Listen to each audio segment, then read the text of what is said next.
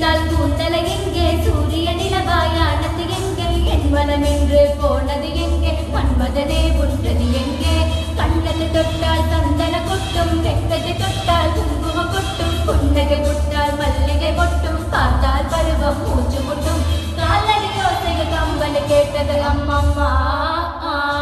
பிக்காசோவின் ஓவியம் ஒன்று, இத்தோவானின் சிம்படி ஒன்று பெண்ணாய் மாறியதோ. அந்த புறத்து மகராணி, ஓ ஓ ஓ ஓ, அந்த புறத்து மகராணி. அழகிய லேலா அவள் இவளது ஸ்டைலா, சந்தன வேலா இவள் மன்மத புயலா. அழடா பூவின் வாலாடா, ஓ ஓ ஓ ஓ, அழகுக்கு இவள் தான் தாய்.